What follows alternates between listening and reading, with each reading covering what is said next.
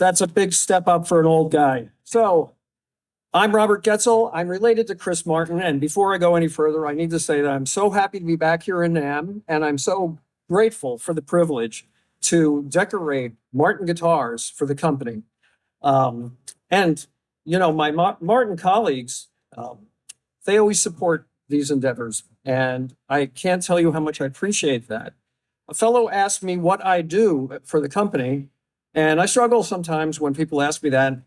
And I say, I'm the artist in residence. I have a feeling half my Martin colleagues don't know exactly what I do because I show up with a guitar or two every so often. And this guitar started as a work of art on a backpacker. And a backpacker is a very small kind of bodied instrument. And I was handed this backpacker one day and told I had to do something on it. And it was a milestone backpacker. And at first, I really didn't know what to do with it. It was a product made in Mexico, so I thought maybe a Mexican-themed guitar. Chris Martin told me an interesting story that when they first started producing backpackers, I think your colleague said you weren't going to make more than 5,000. And I'm holding the 300,000th backpacker in my hand, and I'm going to decorate it. And that was pretty intimidating. So I came up with this sort of sugar skull, butterfly wing kind of motif because I wanted to, it was a small body guitar and I wanted it to be striking. And I brought it into the factory, and Fred Green, wherever Fred is, said, wow, that's really cool. You need to do one on a dreadnought. And so this is what I came up with. It's a hand-painted guitar. And most of these guitars start out as either a very detailed graphite drawing or a watercolor. And sometimes I'll show them to Chris Martin as they're a work in progress. And I was doing this motif with the candy skull and Buckeye butterfly wings.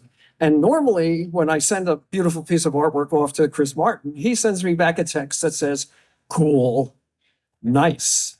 I got a text back from him that said, we need to talk. And I thought, oh no, what is going on? You had a suggestion that it was a bug and nobody was going to buy the guitar. You need to change this. So we wound up putting monarch butterfly wings on. And as I was doing some research on this guitar, what struck me in Mexico and many other countries, that they have this Day of the Dead celebration, celebrating people who have come before and are no longer with us.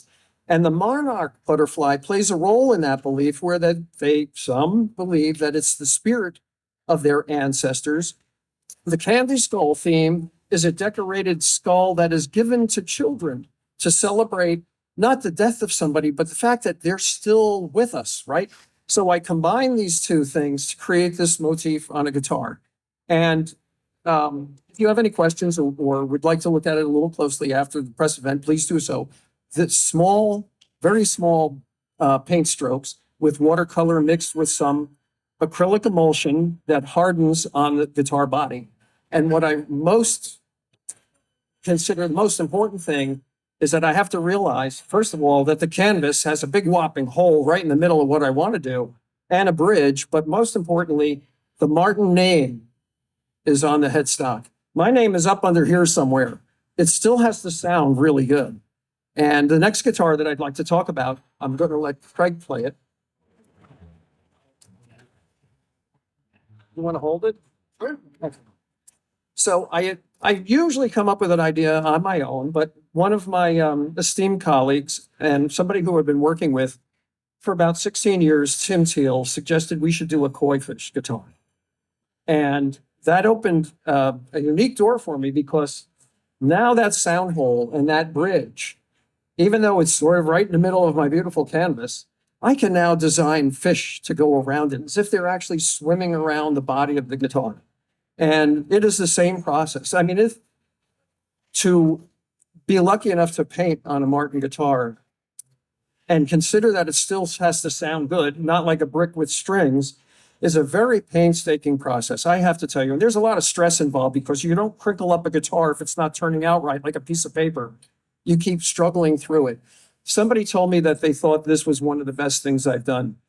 I hope you folks think so. I'm so happy to be decorating these guitars, and I thank you for the support as well.